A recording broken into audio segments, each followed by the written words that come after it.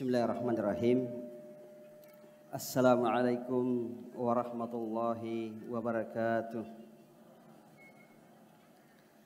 Innal hamdalillah nahmaduhu wa nasta'inuhu wa nastaghfir wa nastahdi wa natubu ilayh wa natawakkal alayh wa na'udzu billahi min syururi anfusina wa min sayyiati a'malina.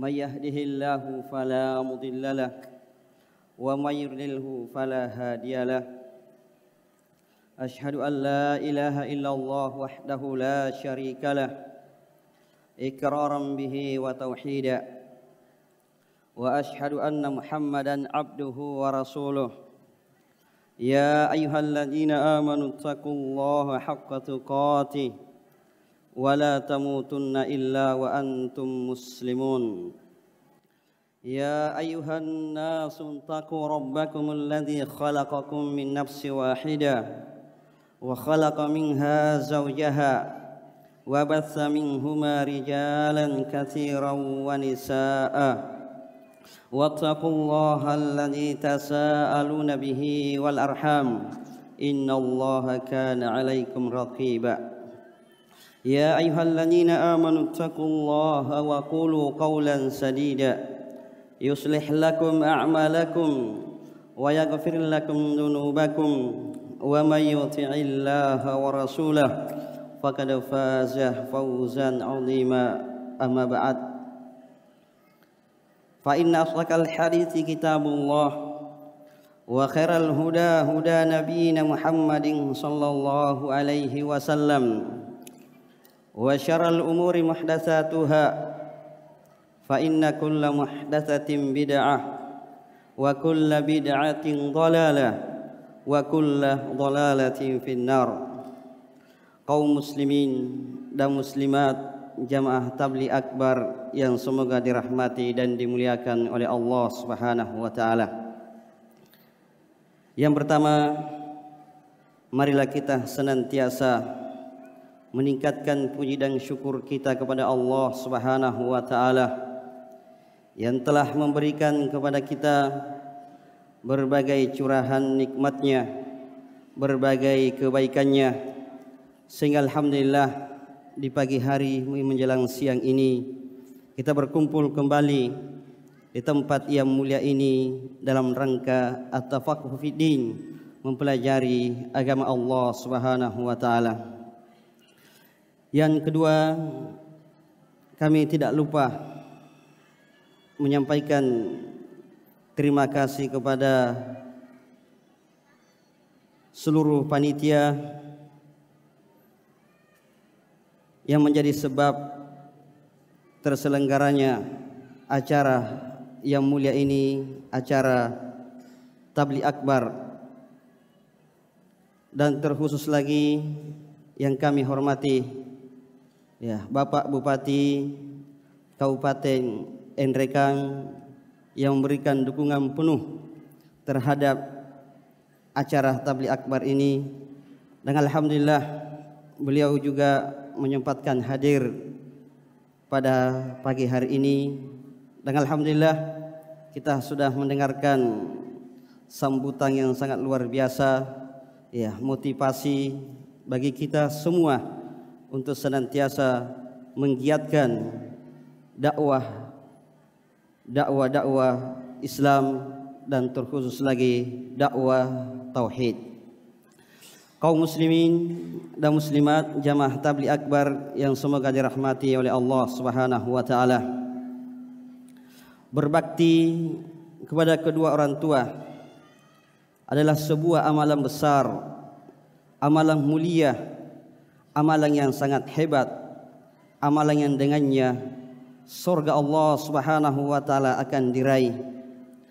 Namun jamaah sekalian yang sangat kita sayangkan, bahwa amalan ini, perkara berbakti kepada kedua orang tua, sudah banyak ditelantarkan oleh kaum muslimin dan muslimat di zaman kita ini. Berbakti kepada kedua orang tua adalah sebuah kewajiban yang sangat dan sangat ditekankan dalam agama kita. Bahkan Allah Subhanahu wa taala menjadikan sebagai wasiat, bukan sekadar kewajiban, tapi Allah jadikan sebagai wasiat. Wasiat itu adalah al-amrul muakkad, perintah yang sangat ditekankan, perintah yang betul-betul harus diseriusi, perintah yang betul-betul harus diberikan perhatian khusus. Sebab ini adalah wasiat Allah Subhanahu wa taala kepada seluruh manusia. Allah Subhanahu wa taala berfirman dalam banyak ayatnya, di antaranya wa wassaynal insana biwalidayhi ihsana. Dan kami, kata Allah, telah mewasiatkan kepada seluruh manusia. Apa wasiat Allah Subhanahu wa taala? Biwalidayhi ihsana. Hendaknya mereka itu berbakti kepada kedua orang tuanya. Dalam ayat yang lain yang semakna dengan ini, Allah Subhanahu wa taala berfirman, wa wassaynal insana biwalidayhi. Sungguh kami telah wasiatkan kepada manusia seluruhnya agar mereka itu berbakti kepada kedua orang tuanya. Hamalathu ummuhu wahnan ala wahnin. Ibunya lah yang telah mengandungnya dengan susah payah. Wa fisaluhu fi amain. Dan mereka disusui selama kurang lebih 2 tahun. Anishkur li wa liwalidayk ilayyal masir. Maka bersyukurlah kepadaku, kata Allah, dengan menunaikan hak-hakku. Kemudian berterima kasihlah kepada kedua orang tua kalian, dan ingat, kalian akan dikembalikan kepadaku. Dalam banyak ayat jamaah sekalian, Allah Subhanahu wa taala menggandengkan antara perintah berbakti kepada kedua orang tua dengan perintah beribadah hanya kepadanya. Allah Subhanahu wa taala berfirman dalam surah An-Nisa, wa'budullaha wa la tusyriku bihi syai'a. Beribadahlah hanya kepada Allah semata-mata. Wa la tusyriku bihi syai'a. Dan jangan kalian pernah menyekutukannya dengan siapapun juga, dengan sesuatu apapun juga. Wa bil walidaini ihsana. Dan hendaknya kalian berbakti kepada kedua orang tua kalian. Juga dalam ayat yang lain Allah Subhanahu wa taala berfirman, wa qadha rabbuka alla ta'budu illa iyyahu wa bil walidaini ihsana. Rabbmu telah memutuskan, telah mewasiatkan agar engkau jangan beribadah, agar kalian jangan beribadah kecuali hanya kepadanya. Wa bil walidaini ihsana. Dan hendaknya kalian berbakti, berbuat baik kepada kedua orang tua kalian. Dalam 2 ayat di atas jamaah sekalian, Allah Subhanahu wa taala menggandengkan antara perintah bertauhid, perintah memurniakan ibadah hanya kepadanya, dengan perintah berbakti kepada kedua orang tua. Disebutkannya secara beriringan antara hak Allah dengan hak kedua orang tua. Itu menunjukkan pentingnya berbakti kepada kedua orang tua, pentingnya memperhatikan hak orang tua. Para ahli tafsir menjelaskan bahwa dalam ayat ini Allah Subhanahu wa taala menyebutkan haknya terlebih dahulu. Karena Allah Subhanahu wa taala lah yang paling banyak mencurahkan kebaikan kepada hambanya. Dan hak orang tua disebutkan urutan kedua. Manusia yang paling berjasa, manusia yang paling banyak mencurahkan kebaikan kepada manusia yang lainnya adalah orang tua terhadap anaknya. Orang tua terhadap anaknya. Jemaah yang dimuliakan oleh Allah Subhanahu wa taala, jasa-jasa, kebaikan demi kebaikan, pengorbanan demi pengorbanan yang dilakukan oleh orang tua kita sungguh banyak sekali, sungguh begitu besar jamaah sekalian. Sebab kedua orang tua kita lah yang menjadi sebab kita lahir dan tercipta di muka bumi ini. Adapun besarnya jasa-jasa dan pengorbanan kedua orang tua kita, itu Allah Subhanahu wa taala terangkan dalam Al-Qur'anul Karim dalam banyak ayat. Di antaranya pada firman Allah Subhanahu wa taala, wa wassaynal insana biwalidayhi ihsana. Dan kami telah wasiatkan kepada manusia seluruhnya agar mereka itu berbakti kepada kedua orang tuanya. Hamalatu ummuhu kurhan wa wada'atuhu kurha. Ibunya lah yang telah mengandungnya dengan susah payah dan melahirkannya dengan susah payah pula. Wa hamlu wa fisalu 30 syahra. Masa mengandung dan masa menyapihnya kurang lebih 30 bulan. Dalam ayat yang lain Allah Subhanahu wa taala menjelaskan perjuangan dan pengorbanan sang ibu. Wa wassaynal insana biwalidayhi hamalatu ummuhu wahnan ala wahn wa fisaluhu fi amain anishkur li wa liwalidayk ilayyal masir. Dan kami telah wasiatkan kepada seluruh manusia agar mereka itu berbakti, berbuat baik kepada kedua orang tuanya yang telah mengandungnya dengan susah payah dan menyusuinya kurang lebih 2 tahun, agar kalian bersyukur kepadaku dan berterima kasih kepada kedua orang tua kalian, dan hanya kepada kami kalian akan dikembalikan. Dalam 2 ayat di atas jamaah sekalian, Allah Subhanahu wa taala menjelaskan betapa besar perjuangan dan pengorbanan sang ibu. Ahli tafsir menafsirkan firman Allah Subhanahu wa taala, hamalatu ummuhu wahnan ala wahnin, ay masyaqqatun ala masyaqqah. Ibunya lah yang telah mengandungnya dengan susah payah, kesusahan di atas kesusahan, kesulitan di atas kesulitan. Fala tazalu talaqal masyaq, kesulitan ya terus bersambung ya, min hini yakunun nutfah, ya, sejak manusia itu masih berbentuk setetes air mani, ibu sudah berjuang. Ya. Kata Syekh, minal wahmi, ya, bagaimana ibu mengalami masa-masa mengidam. Masa mengidam bagi ibu-ibu ini adalah masa yang paling berat. Ya. Makanan yang selama ini disuka, ya, berubah, tidak disenangi lagi. Ya. Bau-bau yang harum justru berubah, ya, menjadi tidak enak dia cium. Ya, tidak sedikit dari kalangan ibu-ibu ketika mengalami masa-masa ngidamnya, ya, keluar masuk rumah sakit. Ya, tidak enak makan, tidak mau makan, akhirnya lemah, sakit dan seterusnya. Wal marad, begitu pula sering sakit-sakitan. Banyak ibu-ibu yang hamil, ketika hamil sakit-sakitan, wadhaf, tenaganya yang semakin berkurang. Ya, wathiqal, dari hari ke hari janin yang dikandungnya semakin berat. Ya, janin yang dikandungnya semakin besar, semakin berat. Wa taghayyurul hal, keadaan semakin berubah-ubah. Ya. Kemudian tsumma waj'ul wiladah, kemudian puncaknya ketika saat-saat melahirkan. Sang ibu harus menanggung rasa sakit yang tiada tandingannya. Ya, di saat-saat itulah sang ibu mempertaruhkan antara hidup dan mati. Ya, antara hidup dan mati. Setelah melahirkan tidak cukup, ya, tidak selesai perjuangan dan pengorbanan sang ibu. Dia harus menyusuinya, harus merawatnya, harus memeliharanya. Ya, bahkan terkadang sang ibu, ya, di malam hari tidak tidur, ya, karena bayinya rewel, ya, menangis-nangis, ya, harus digendong ke sana kemari. Itu semua sang ibu lakukan demi ketenangan anaknya. Yang penting anaknya bisa tenang, yang penting bayinya bisa tidur nyenyak. Ini semua, ya, perjuangan demi perjuangan, pengorbanan demi pengorbanan yang dilakukan oleh sang ibu.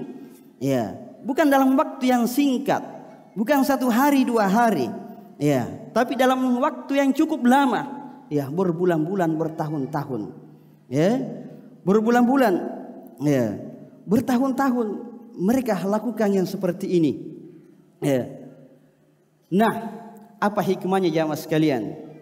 Allah Subhanahu wa taala jelaskan, Allah Subhanahu wa taala paparkan perjuangan sang ibu, pengorbanan sang ibu, begitu pula perjuangan sang bapak, ya, yang di luar mencari nafkah untuk memenuhi kebutuhan anak-anaknya. Kata Imam Ibnu Katsir rahimahullahu taala, kata beliau, wa inna ma yadhkuru ta'ala tarbiyatal walidah liyadhkurul walad bi ihsaniha al mutaqaddim ilaih. Allah Subhanahu wa taala sengaja menyebutkan jasa-jasa dan kebaikan-kebaikan sang ibu.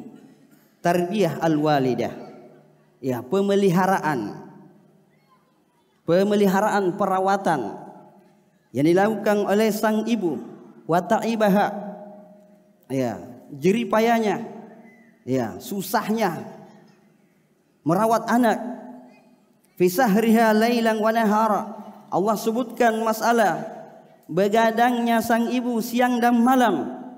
Apa hikmahnya? Agar anak itu mengingat kebaikan-kebaikan orang tuanya yang orang tuanya telah curahkan kepadanya, supaya anak itu bisa bersyukur, berterima kasih, dan membalas jasa-jasa kedua orang tuanya dengan cara berbakti kepadanya. Demikian besar jasa-jasa dan pengorbanan sang ibu dalam merawat, dalam memelihara, dalam mendidik anak-anaknya, sampai ibu digelar sebagai al-madrasatul ula, tempat pendidikan yang pertama kali.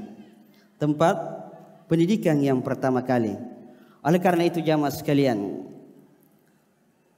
sesuatu yang sangat wajar jika orang tua harus kita dahulukan, harus kita istimewakan sebelum orang lain.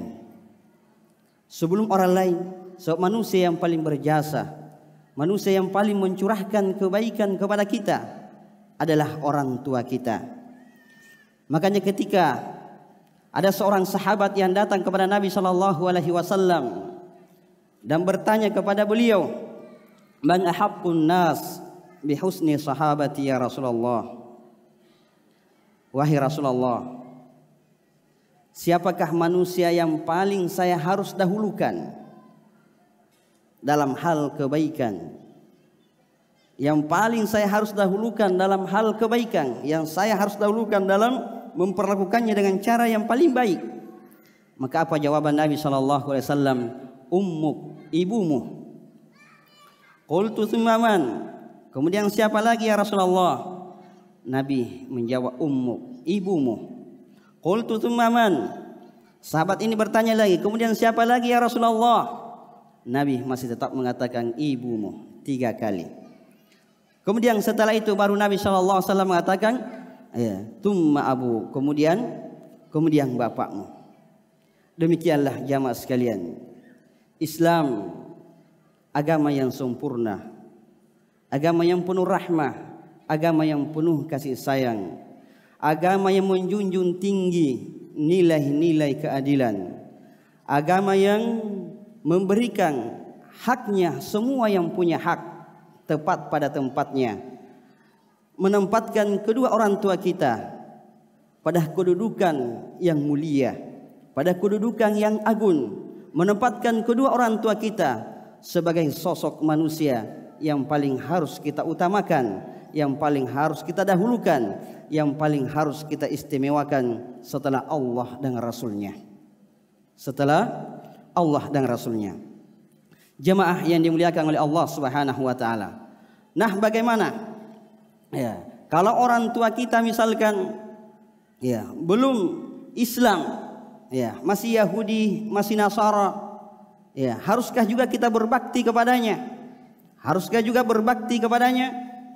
Allah Subhanahu wa taala jelaskan dalam firman-Nya, "Wa wassaynal insana biwalidayhi hamalathu ummuhu wahnan ala wahnin wa fisaluhu fi amain anishkur li wa liwalidayk ilayyal masir." Kata Allah, sungguh kami telah wasiatkan kepada seluruh manusia agar mereka itu berbakti kepada kedua orang tuanya yang telah mengandungnya dengan susah payah dan melahirkannya dengan susah payah pula dan menyusuinya selama kurang lebih 2 tahun. Hendaknya kalian bersyukur kepadaku dan berterima kasih kepada kedua orang tua kalian, dan ingat kalian akan dikembalikan kepadaku. Wa in jahadak ala an tusyrika bima laysa laka bi ilm fala tuti'huma wa sahibhuma fid dunya ma'rufa. Ya. Jika kedua orang tua kalian mengajak, memerintahkan kepada kalian melakukan kesyirikan, menyekutukan aku dengan sesuatu yang kamu tidak punya ilmu tentangnya, maka kata Allah, fala tuti'huma, jangan taati. Ya, jangan taati keduanya. Ya. Ahli tafsir menjelaskan bahwa di sini Allah Subhanahu wa taala mengatakan jangan taati keduanya. Dalam hal apa? Dalam hal kesyirikan. Ya. Jika orang tua adalah orang tua yang musyrik, yang mengajak kepada kesyirikan, yang mengajak kepada bid'ah, yang mengajak kepada maksiat, maka jangan taati keduanya dalam hal kesyirikan tersebut, dalam hal kemungkaran tersebut. Sebab tidak boleh ya taat kepada makhluk dalam rangka maksiat kepada Allah Subhanahu wa taala. Ya, wa sahibhuma fid dunya ma'rufa. Ya. Tapi Allah Subhanahu wa taala dalam lanjutan ayat mengatakan wa sahibhuma fid dunya ma'rufa. Perlakukanlah mereka dengan cara yang baik. Jadi sekalipun masih musyrik, belum masuk Islam, tetap ya ditaati. Tetap diperlakukan dengan cara yang terbaik sepanjang itu tidak bertentangan dalam ajaran agama kita. Ya. Allah Subhanahu wa taala tadi menjelaskan fala tuti'huma, jangan taati keduanya dalam hal kesyirikan. Allah tidak mengatakan kalau mereka menyuruh kalian kepada kesyirikan, kepada kemungkaran, maka tantanglah dia. Ya, durhaka saja kepadanya. Allah tidak menyatakan seperti itu, tapi Allah tetap mengatakan jangan taati. Jangan taati perintah yang mengarah kepada kesyirikan, kepada kekafiran. Wa sahibuhuma fid dunya ma'rufa. Tapi jangan itu jadikan alasan sehingga kalian tidak memperlakukannya lagi dengan cara yang baik. Tetap ya diperlakukan dengan cara yang ma'ruf, dengan cara yang baik, walaupun kedua orang tua itu masih berstatus bukan muslim. Juga disebutkan dalam satu riwayat dari sahabiah Asma radhiyallahu anha, ketika ibunya datang, maka beliau menyampaikan kepada Nabi sallallahu alaihi wasallam, ya, karena ibunya masih kafir, ya, belum Islam. Maka beliau datang kepada Nabi sallallahu alaihi wasallam menyampaikan, ya, ja'at ummi wa hiya raghibah, ya, ibuku datang dalam keadaan ingin menyambung silaturahmi kepadaku. Apakah saya boleh ya menyambung silaturahmi kepadanya? Kata Nabi, iya. Ya, silahkan. Ya, silahkan. Ya, menyambung silaturahmi walaupun dia masih kafirah. Ya, walaupun dia masih kafirah. Jemaah yang dimuliakan oleh Allah Subhanahu wa taala. Kewajiban berbakti kepada kedua orang tua itu bukan hanya ketika seorang anak belum berkeluarga.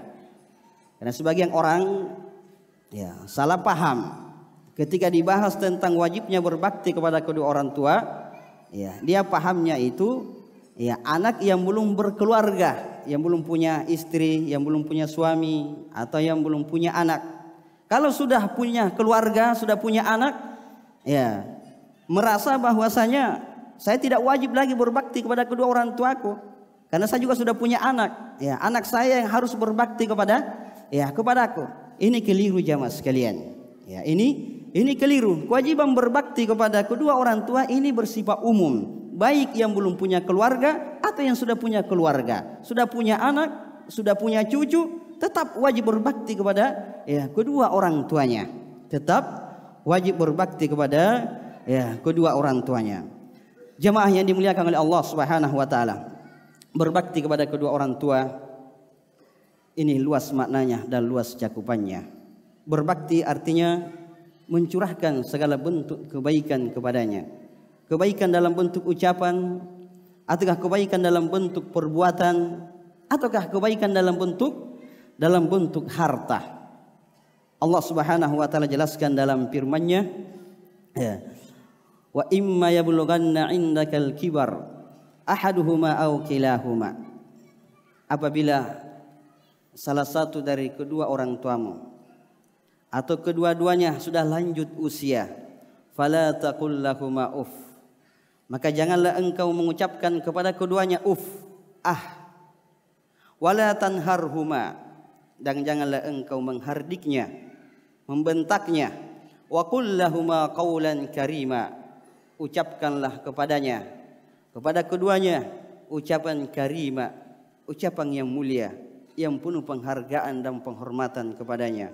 Waqfil lahuma janahan dzul minar rahmah, dan bersifat tawaduklah, ya rendah dirilah kepadanya dengan penuh rahmah.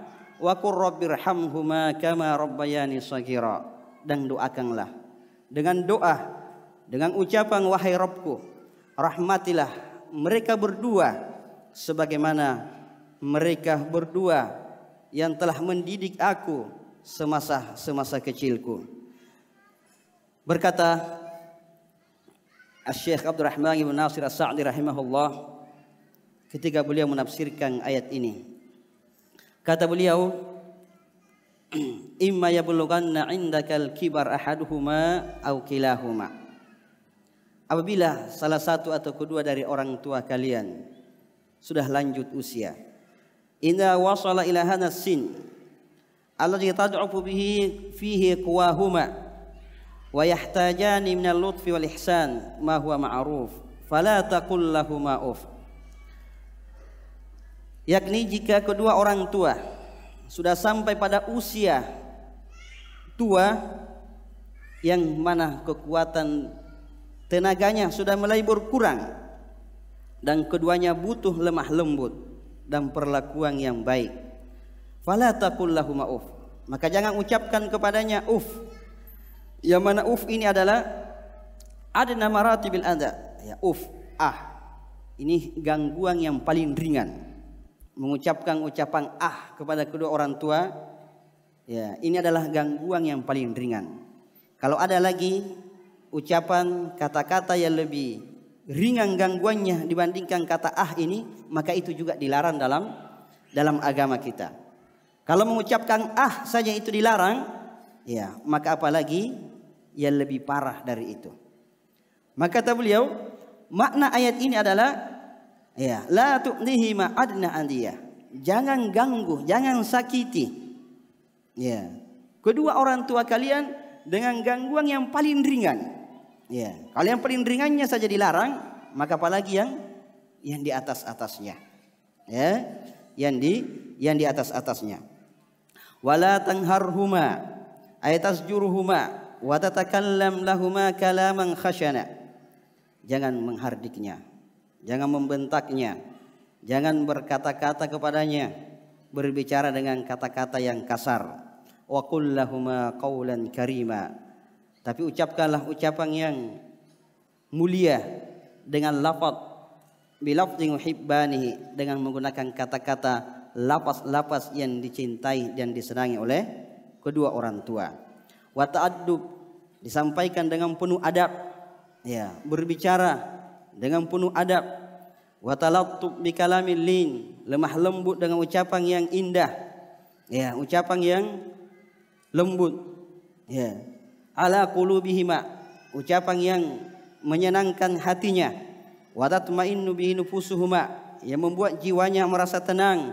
Wa dzalika yakhtalifu bi ikhtilafil ahwal, walaupun ucapan-ucapan yang seperti ini, ya itu berbeda-beda, ya tergantung situasi dan kondisi. Waqfil lahuma janahan dzul minar rahmah, ay tawadhu' lahuma, merendah dirilah, ya bersifat tawadhu'lah kepadanya, rahmah karena rahmah kasih sayang kepada keduanya. Wahtisaban lil ajr, hendaknya kalian berlaku tawadhu' kepadanya karena sebagai bentuk rahmah kepadanya, kasih sayang kepadanya, dan dalam rangka mencari pahala, ya bukan karena takut, ya berlaku tawadhu di depan orang tua itu tadi dasarnya karena rahmah kasih sayang kepadanya, karena penghargaan kepadanya, karena mengharapkan pahala dari Allah Subhanahu wa taala, bukan karena takut dipukul, ya takut dimarah-marahi. Ya, kalau depan orang tuanya, ya diam, tunduk-tunduk terus. Tapi tunduknya dan diamnya bukan karena menghargai kedua orang tuanya, tapi karena takut. Ya, karena takut. Au raja lima lahuma, ya, atau karena ada sesuatu yang dia harapkan, ada sesuatu yang dia inginkan dari orang tuanya, ya, sehingga dia tampakkan sopan santun di hadapan ya, kedua orang tuanya. Dia tampakkan sopan santun kepada kedua orang tuanya karena ada sesuatu yang dia harapkan. Ya, ada maksud-maksud duniawi. Ya, tidak demikian jamaah sekalian yang diajarkan dalam agama kita. Kita dituntut dalam agama kita berlaku sopan santun kepada kedua orang tua kita. Ya, dalam rangka membalas jasa-jasa dan kebaikan-kebaikan mereka, dalam rangka mencari pahala di sisi Allah Subhanahu wa taala. Ayat yang mulia ini jamaah sekalian mengajarkan kepada kita bahwasanya hendaknya seseorang itu ketika berbicara dengan orang tuanya harus pandai-pandai memilih kalimat-kalimat yang bagus. Kalimat-kalimat yang mengandung penghargaan, penghormatan kepada orang tuanya. Ya, berlaku tawadhu, sopan santun, harus memperhatikan ya posisi duduknya. Ketika dia duduk bersama dengan orang tuanya, jangan dia duduk di atas kursi, orang tuanya duduk di lantai. Ya, duduk sambil angkat kaki, ada orang tuanya di depannya.